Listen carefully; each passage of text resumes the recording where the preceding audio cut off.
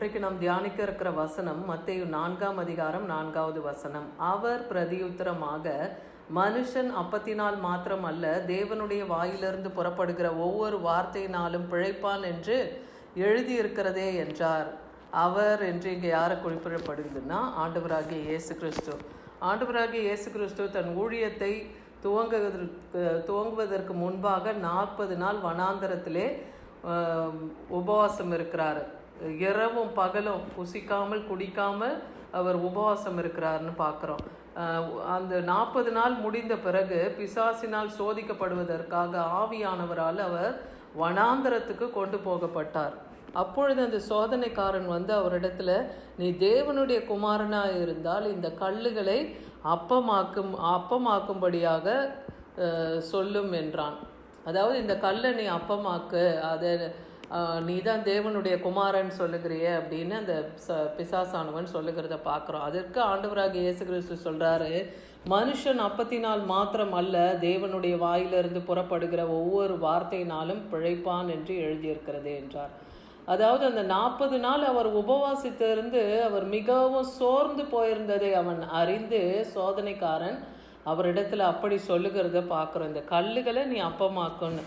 உபாகமம் 8ஆம் அதிகாரம் 3ஆம் வசனத்தில் பார்க்குறான், அவர் உன்னை சிறுமைப்படுத்தி உன்னை பசியினால் வருத்தி, மனுஷன் அப்பத்தினால் மாத்திரம் அல்ல, கர்த்தருடைய வாயிலிருந்து புறப்படுகிற ஒவ்வொரு வார்த்தையினாலும் பிழைப்பான் என்பதை உனக்கு உணர்த்தும்படி நீயும் உன் பிதாக்களும் அறியாதிருந்த மன்னாவினாலே உன்னை போஷித்தார். இஸ்ரவேல் ஜனங்களுக்கு மோசேவு அவங்கள கானானுக்கு நேராக வழிநடத்தி கொண்டு போகும்போது அவங்களோட பேசுகிறாரு. அப்போ சொல்கிறாரு, உங்களை சிறுமைப்படுத்தி பசியினாலே வருந்தி, மனுஷன் அப்பத்தினால் மாத்திரம் இல்லை, கர்த்தருடைய வாயிலிருந்து புறப்படுகிற ஒவ்வொரு வார்த்தையினாலும் பிழைப்பான் என்பதை உணர்த்தும்படியாக உன் பிதாக்கள் அறியாதிருந்த மன்னா, அதுதான் தேவ தூதர்கள் உண்ணுகிற மன்னா, அந்த மன்னாவினாலே உங்களை எல்லாரையும் அவர் போஷித்தாரே அப்படின்னு சொல்லி வனாந்திரத்தில் இஸ்ரவேல் ஜனங்களோட அவர் பேசுகிறத பார்க்குறோம். யோவான் 6ஆம் அதிகாரம் 31வது வசனத்தில், வானத்திலிருந்து அவைகளுக்கு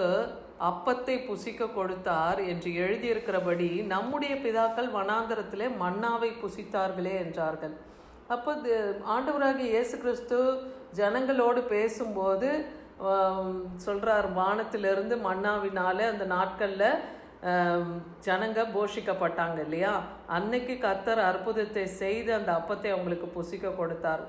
வனாந்தரத்திலே நம்முடைய முற்பிதாக்கள் அந்த அப்பத்தை அந்த மன்னாவை புசித்தாங்க. இன்னைக்கு கர்த்தருடைய வார்த்தை தான் நமக்கு மன்னாவாக இருக்கு இல்லையா. யோவான் 6ஆம் அதிகாரம் 33ஆம் வசனத்தில் சொல்கிறாரு, வானத்திலிருந்து இறங்கி இந்த உலகத்துக்கு ஜீவனை கொடுக்க வந்த அப்பம் தேவன் அருளிய அப்பம் என்றார். அப்போ தேவன் அருளிய அப்பம் யாரு? ஆண்டவராகிய இயேசு கிறிஸ்து தான். தன் ஒரே பேரான குமாரனை இந்த உலகத்தில் இருக்கிற சகல மனுஷர்களுடைய பாவத்தை நீக்கி அவர்களை ரட்சிக்க, அவர்களை பாவத்திலிருந்து மீட்க தான் குமாரன் இந்த உலகத்தில் கொடுக்கப்பட்டார். அவர் தான் தேவன் அருளிய அப்பம் என்று ஆண்டவராகிய இயேசு கிறிஸ்து சொல்லுகிறத பார்க்குறோம். அதே யோவான் 6:35 பாருங்கள், இயேசு அவர்களை நோக்கி, ஜீவ அப்பம் நானே, என்னிடத்துல வருகிறவன் ஒரு காலம் பசியடையான், என்னிடத்தில் விசுவாசமாக இருக்கிறவன் ஒரு காலம் தாகமடையான்னு சொல்கிறார். ஏன்னா ஆண்டவராகிய இயேசு கிறிஸ்து தான் அந்த ஜீவ அப்பம். அவரிடத்துல வருகிறவர்களை அவர் ஒரு நாளும் கைவிட மாட்டார் இல்லையா. அவரை விசுவாசிக்கிறவர்கள் ஒரு நாளும் தாகமடைய மாட்டாங்க. அப்போ அவரை நம்புகிறவர்களுக்கு அந்த பசி எடுக்காத தாகம் எடுக்காத அந்த ஜீவ ஊற்ற அவர் தர வல்லமை உள்ளவராக இருக்கிறார். யோவான் 6ஆம் அதிகாரம் 38ஆம் வசனத்தில் பார்க்குற, என் சித்தத்தின்படி அல்ல, என்னை அனுப்பினவருடைய சித்தத்தின்படியே நான் வானத்திலிருந்து இறங்கி வந்தேன்னு சொல்கிறார். அப்போ பிதாவாகிய தேவன் அனுப்பாமல் குமாரன் இந்த பூமிக்கு வரல இல்லையா. அப்போ பிதாவின் சித்தத்தை நிறைவேற்றதான் குமாரனாகிய கிறிஸ்து இந்த பூமியிலே மனுஷகுமாரனாய் பிறந்தார்னு பார்க்குறோம். இதே யோவான் 6:44 பாருங்க, என்னை அனுப்பின பிதா ஒருவனை இழுத்து கொள்ள விட்டால் அவன் என்னிடத்துல வரமாட்டான், கடைசி நாளில் நான் அவனை எழுப்புவேன். அப்போ பிதாவாகிய தேவன் ஒருவரை முன்குறித்து அழைத்து அறிந்திருக்கிறார் இல்லையா. அவர் அழைத்து கொள்ளாவிட்டால் ஒருவரும் பிதாவினிடத்தில் வரவே முடியாது. அதே போல் அவர் அப்போ விசுவாசிக்கிறாங்க. பிதாவாகிய தேவனை அனுப்பினவரை விசுவாசிக்கணும், குமாரனாகிய கிறிஸ்துவை நாம் விசுவாசிக்கணும். அப்படி நாம் விசுவாசிக்கும் போது அப்போ நம்ம கடைசி நாளிலே கர்த்தரால் நம்ம எழுப்பப்படுவோம் இல்லையா? அவர் வரும் நாளிலே நாம் ஜீவன் உள்ளவர்களை அவரோடு கூட நாம் எடுத்துக்கொள்ளப்படுவோம். அந்த நிச்சயத்தை அவரை விசுவாசிக்கும் போது நமக்கு தருகிறார். யோவான் 6:45 பார்க்குறோம், எல்லாரும் தேவனாலே போதிக்கப்பட்டு இருப்பார்கள் என்று தீர்க்கதரிசிகளின் ஆகமத்தில் எழுதியிருக்கு. இந்த வசனம் என்ன சொல்லுது? அப்போ எல்லா மனுஷரும் கர்த்தருடைய வார்த்தையினாலே போதிக்கப்பட்டிருப்பாங்க. எல்லாருக்கும் தேவனை அறிகிற அறிவை கர்த்தர் கொடுத்திருக்கிறார் இல்லையா? அது எப்போ அறிந்து கொள்ள முடியும்னா, கர்த்தருடைய வாயிலிருந்து புறப்பட்ட ஒவ்வொரு வார்த்தையாகிய ஜீவ வசனத்தை நாம் கற்று தேரும்போது நாம் உணர்வு அடைகிறோம். கர்த்தரால் நாம் போதிக்கப்படுறோம். என்னிடத்திலே விசுவாசமாக இருக்கிறவன் நித்திய ஜீவன் உண்டென்று மெய்யாகவே மெய்யாகவே உங்களுக்கு சொல்லுகிறேன்னு சொல்கிறார். அப்போ ஆண்டவராகிய இயேசு கிறிஸ்துவை விசுவாசிக்கிறவர்களுக்கு கர்த்தர் நித்திய ஜீவனை தருகிறார். யோவான் 6:48 பார்க்குறோம், ஜீவ அப்பம் நானேன்னு சொல்கிறார். அவர் தான் ஜீவ அப்பமாக இருக்கிறார்.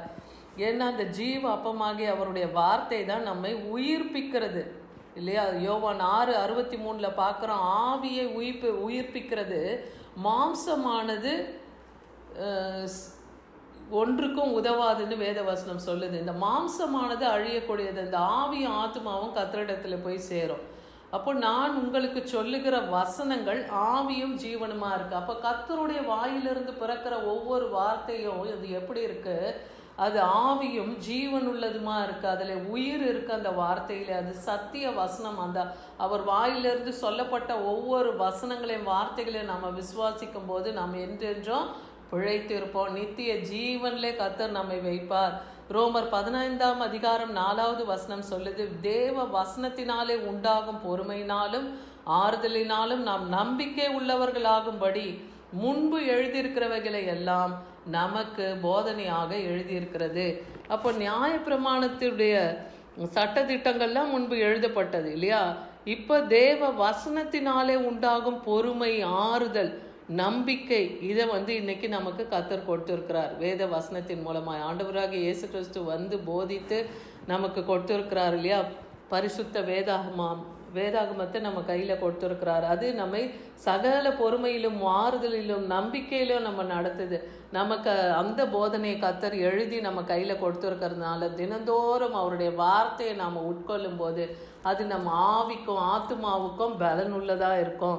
எபேசியர் 6:17 சொல்லுது, ரட்சண்யம் என்னும் தலை சீராவும் தேவ வசனமாகிய ஆவியின் பட்டயத்தையும் எடுத்துக்கொள்ளுங்கள்.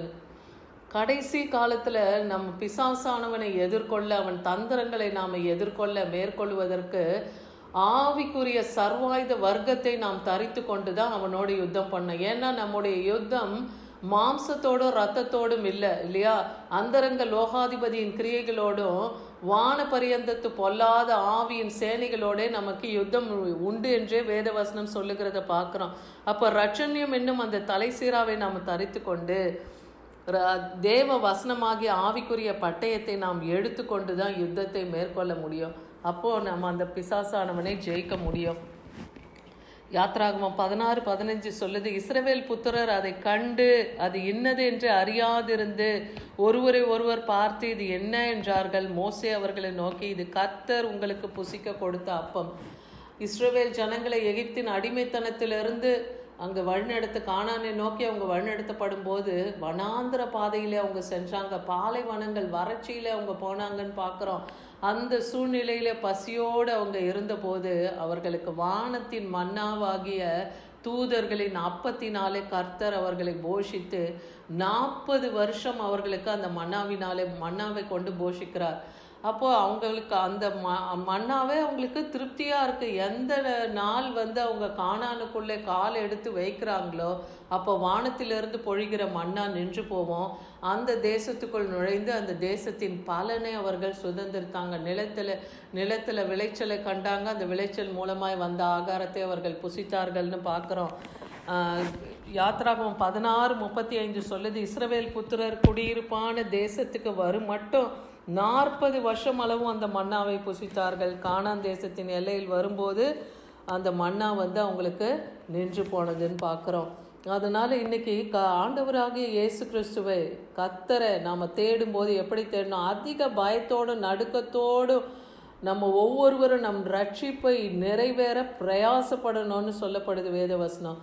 தேவன் தம்முடைய தயவுள்ள சித்தத்தின்படி விருப்பத்தின்படி அவருடைய செய்கையின்படி வசனங்களை எல்லாம் நமக்கு தந்து அது கட்டளையாக நமக்கு கொடுத்து போதித்து இருக்கிறார் இல்லையா? அதையெல்லாம் நம்ம கை கொண்டு நடக்கணும். 1 தீமோத்தேயு 2:4 எல்லா மனுஷரும் ரட்சிக்கப்படுவோம், சத்தியத்தை அறிகிற அறிவை அடையவும் அவர் சித்தமுள்ளவராக இருக்கிறார். அப்போ தேவனை அறிகிற அறிவு எப்போ உண்டாகும் மனுஷனுக்குன்னா, கர்த்தருடைய வேத வசனத்தை அவன் ஆராய்ந்து உட்கொள்ளும் போது தான் அந்த அறிவை அவன் அடைய முடியும் இல்லையா? தேவன் எப்படிப்பட்டவர்? அவர் அனந்த ஞானம் உள்ளவர், அவர் சர்வ சிருஷ்டிகர், அவர் சர்வத்தையும் படைத்தாள்கிற தேவன், அவர் ஓங்கிய புயம் பலத்த கரம் அன்னைக்கு இஸ்ரவேல் ஜனங்களை வழிநடத்துவது போல இன்னைக்கும் நடத்தும். இதெல்லாம் எப்போ அறிய முடியும்? வேத அறிவை அறியும் போது தான். அதுதான் மனுஷன் அப்பத்தினால் மாத்திரம் அல்ல, கர்த்தருடைய வாயிலிருந்து பிறக்கிற ஒவ்வொரு வார்த்தையினாலும் பிழைப்பான். இன்னைக்கு கர்த்தர் நம்மோடு இடைப்படுகிறார். இந்த வார்த்தையின்படியே நாம் அவர் வசனத்தை உட்கொண்டு என்றென்றும் பிழைப்போம். நானே ஜீவாப்பம் நானேன்னு சொல்கிறாரு. கர்த்தரை விசுவாசிக்கிறவங்க அவங்க கெட்டு போகாமல் அவர்கள் நித்திய ஜீவனை அடைவார்கள். என்றென்றும் நாம் அவரோடு கூட இருப்போம். ஆமீன்.